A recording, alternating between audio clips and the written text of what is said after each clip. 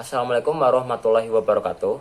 Perkenalkan, nama saya Krisna Besukmana, mahasiswa Ilmu Komunikasi Universitas Muhammadiyah Yogyakarta, beserta mata kuliah Metode Penelitian Komunikasi Kualitatif tahun 2023. Pada video ini saya akan menjelaskan mengenai analisis framing, analisis naratif, dan analisis semiotika.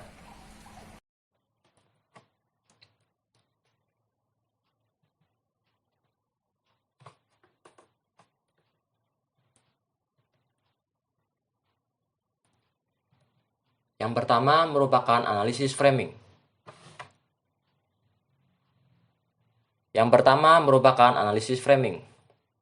Analisis framing merupakan metode untuk melihat cara media dalam bercerita atas peristiwa. Cara bercerita itu tergambar pada cara melihat terhadap realitas yang disajikan. Analisis framing adalah analisis yang digunakan untuk melihat bagaimana media mengkonstruksikan realitas. Analisis framing juga digunakan untuk melihat bagaimana peristiwa dipahami dan dibingkai oleh media. Scofield 1999 menjelaskan framing adalah interaksi media framing dan individual framing.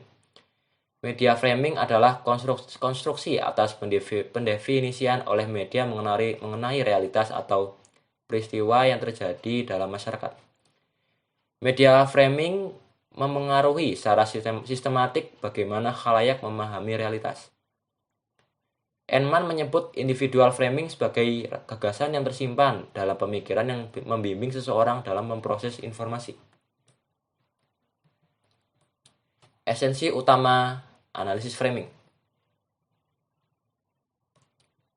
Yang pertama, bagaimana peristiwa dimaknai. Dalam bagaimana peristiwa yang dimaknai tersebut menjelaskan mengenai bagaimana yang diliput dan mana yang tidak diliput. Yang kedua, bagaimana fakta ditulis, di mana pemakaian kata, kalimat, dan gambar yang digunakan untuk mendukung gagasan.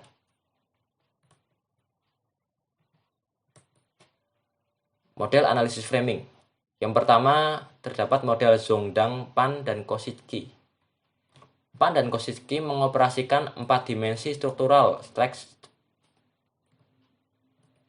teks berita sebagai perangkat framing, yaitu sintaksis, skrip, tematik, dan retoris. Keempat dimensi struktural tersebut membentuk semacam tema yang mempertautkan elemen-elemen semantik narasi berita dalam suatu koherensi global. Model ini berasumsi bahwa setiap berita mempunyai frame yang berfungsi sebagai pusat organisasi ide. Struktur sintaksis bisa diamati dari bagan berita. Sintaksis berhubungan dengan bagaimana wartawan menyusun peristiwa, pernyataan, opini, maupun kutipan ke dalam bentuk susunan kisah berita.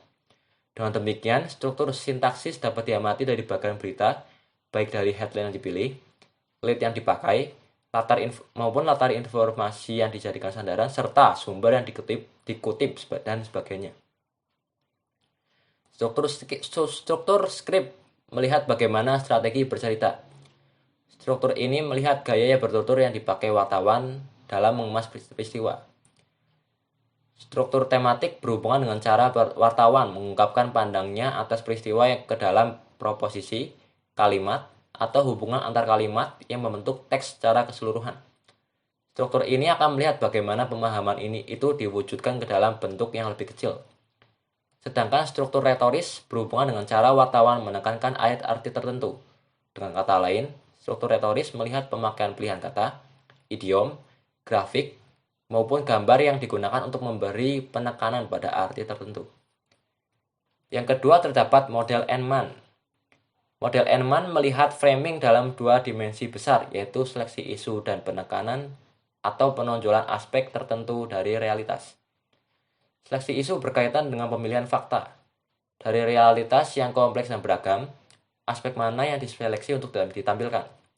Dari proses ini, selalu terkandung di dalamnya bagian berita yang dimasukkan, tetapi terdapat pula bagian berita yang dikeluarkan. Tidak semua aspek atau bagian dari isu ditampilkan. Wartawan memilih aspek tertentu dari suatu isu. Penonjolan aspek tertentu dari isu berkaitan dengan penulisan fakta. Ketika aspek tertentu di suatu peristiwa dipilih, maka akan dilihat bagaimana aspek tersebut akan ditulis oleh wartawan. Hal ini sangat berkaitan dengan pemakaian kata, kalimat, gambar, maupun citra tertentu untuk ditampilkan kepada khalayak. Yang ketiga terdapat model Gamson. Model Gamson memiliki pandangan bahwa frame adalah gugusan ide yang tersusun sedemikian rupa dan menghadirkan konstruksi makna dari peristiwa yang berkaitan dengan suatu wacana. Gamson juga memandang bagaimana wacana media terdiri atas sejumlah package melalui konstruksi atas suatu peristiwa dibentuk. Package di sini berarti suatu skema atau pemahaman yang terdapat di dalam sebuah pesan yang ditampilkan serta bagaimana menafsirkan pesan yang diterima. Secara sederhana, package berarti bagaimana sebuah rangkaian dari ide yang menunjukkan apakah isu dan peristiwa yang dibicarakan relevan. Package memiliki dua struktur yaitu core frame, dan juga condensing symbols. Core frame berarti pusat elemen ide yang mampu membantu komunikator untuk menunjukkan sebuah gagasan dan substansi isu. Sedangkan condensing symbols adalah hasil dari pengamatan perangkat yang bersifat simbolik yang digunakan sebagai dasar perspektif. Yang kedua adalah analisis naratif. Narasi berasal dari kata Latin nare yang memiliki arti membuat tahu. Narasi berkaitan dengan upaya untuk memberitahu sesuatu atau peristiwa. Girard Ganet menjelaskan narasi merupakan representasi dari sebuah peristiwa atau rangkaian peristiwa. Gerald Prince menerangkan jikalau narasi merupakan representasi dari satu atau lebih peristiwa yang nyata maupun fiktif dan dikomunikasikan oleh satu, dua, atau beberapa narator untuk satu, dua, atau beberapa narasi. Porter Abbott mendefinisikan narasi sebagai representasi dari peristiwa, memasukkan cerita dan wacana naratif. Cerita adalah peristiwa atau rangkaian peristiwa, sedangkan wacana naratif adalah peristiwa sebagaimana ditampilkan. Erianto mendeskripsikan analisis naratif sebagai analisis mengenai narasi, baik fiktif maupun fakta seperti berita. Oleh karena itu, dapat disimpulkan jika narasi adalah representasi dari peristiwa ataupun rangkaian dari peristiwa.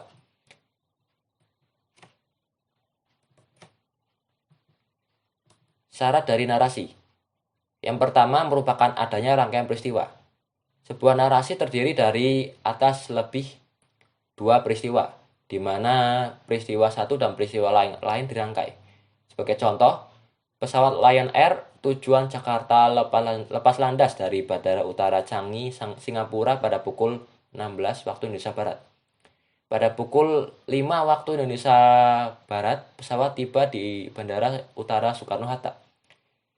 Yang kedua, rangkaian peristiwa tersebut tidaklah acak, melainkan mengikuti logika tertentu, urutan atau sebab akibat tertentu sehingga dua peristiwa tersebut berkaitan secara logis. Pola umumnya adalah mengikuti waktu, misalnya A, B, C, D, dan E, tetapi tidak selalu berurutan.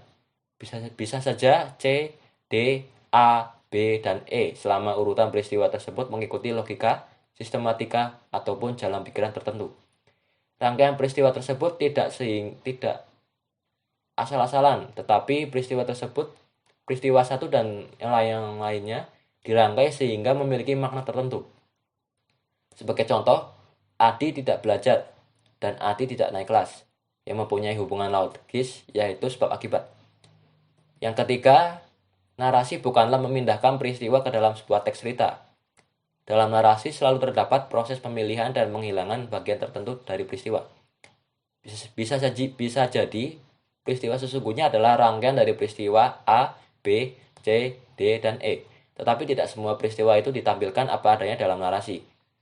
Bisa saja yang dipilih adalah peristiwa yang dianggap penting dan membuang peristiwa yang tidak dianggap penting. Narasi sendiri hadir untuk khalayak sehingga apa yang disajikan narasi harus relevan dan sesuai dengan pengalaman khalayak.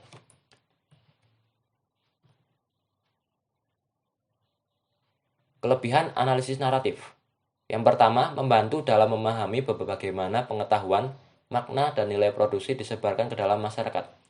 Yang kedua, memahami bagaimana dunia sosial dan politik diceritakan dalam pandangan tertentu sehingga membantu dalam mengetahui kekuatan dan nilai sosial yang dominan dalam masyarakat. Lewat analisis naratif, seseorang bisa mengetahui aktor atau karakter mana yang diposisikan sebagai pahlawan ataupun penjahat. Yang ketiga, menyelidiki hal-hal yang tersembunyi dari suatu teks media. Peristiwa disajikan dalam bentuk cerita, dan dalam cerita tersebut terdapat nilai dan ideologi yang ditonjolkan oleh pembuat berita. Pilihan peristiwa, penggambaran atas karakter, dan pilihan mana yang ditempatkan sebagai pahlawan dan penjahat. Yang terakhir, merefleksikan kontinuitas dan perubahan komunikasi. Cerita yang sama mungkin diceritakan beberapa kali dengan cara dan narasi yang berbeda dari satu waktu ke waktu yang lain. Perubahan narasi menggambarkan kontinuitas atau perubahan nilai-nilai yang terjadi dalam masyarakat. Cerita, story, dan alur cerita, plot. Bagian terpenting dalam analisis naratif adalah cerita atau story, dan alur cerita ataupun plot. Cerita merupakan peristiwa yang sesungguhnya terjadi dan masih utuh dari awal hingga akhir. Sementara alur cerita atau plot merupakan peristiwa yang secara eksplisit ditampilkan dalam satu teks. Peristiwa apapun bentuknya, baik fiksi maupun fakta, umumnya menampilkan peristiwa dalam bentuk plot.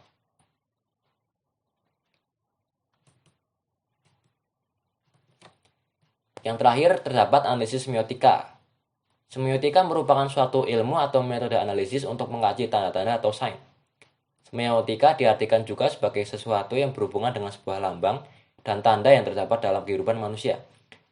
Semiotika merupakan cara atau metode untuk menganalisis dan memberikan makna terhadap lambang, pesan atau teks yang terdapat pada media massa maupun luar media massa. Little John menjelaskan jika sign atau tanda atau lambang adalah basis dari seluruh komunikasi. Manusia dengan perantara tanda-tanda dapat melakukan komunikasi dengan sesamanya.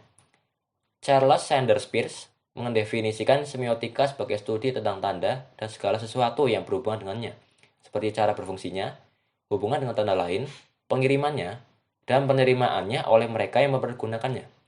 Oleh karena itu, dapat disimpulkan jika semiotika merupakan suatu metode untuk membentuk tanda atau sign yang digunakan untuk berkomunikasi. Macam-macam semiotika. Yang pertama ada semiotika analitik yang menganalisis tanda. Yang kedua, semiotika deskriptif yang memperhatikan sistem tanda yang dialami sekarang, meskipun ada tanda sejak dahulu yang tetap seperti yang disaksikan sekarang.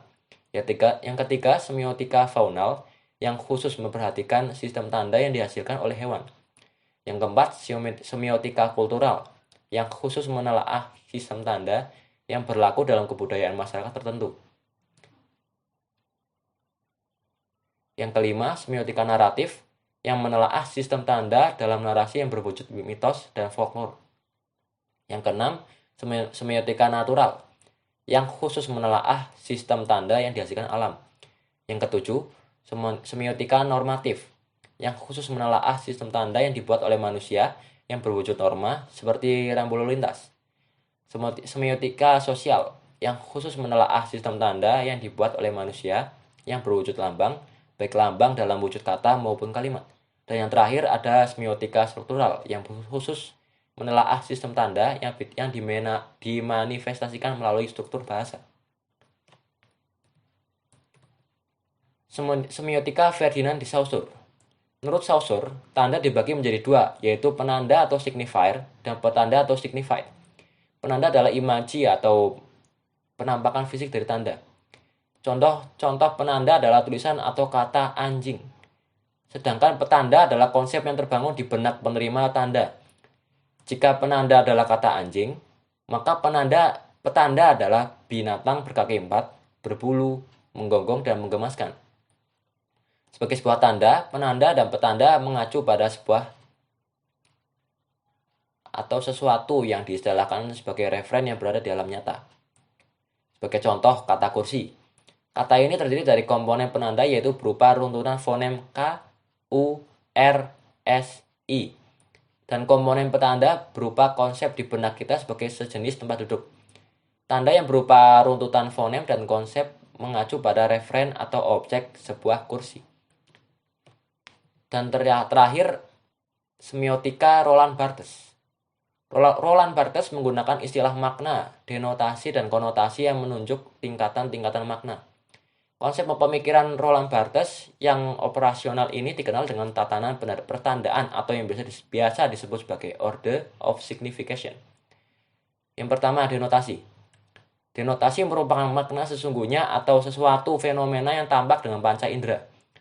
Contoh, lampu lalu lintas. Secara denotasi hanya sebuah lampu dengan warna merah, kuning, hijau yang biasa di jalan raya. Yang kedua, konotasi. Konotasi merupakan makna kultural yang muncul atau bisa disebut sebagai makna yang muncul karena adanya kontrak budaya, sehingga terdapat pergeseran makna, tetapi tetap melekat pada simbol atau tanda tersebut.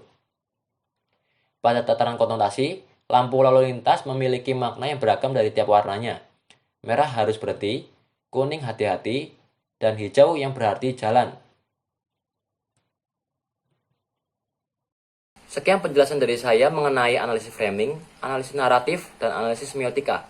Apabila terdapat kesalahan dalam bertutur kata, saya mengucapkan mohon maaf sebanyak-banyaknya. Wassalamualaikum warahmatullahi wabarakatuh.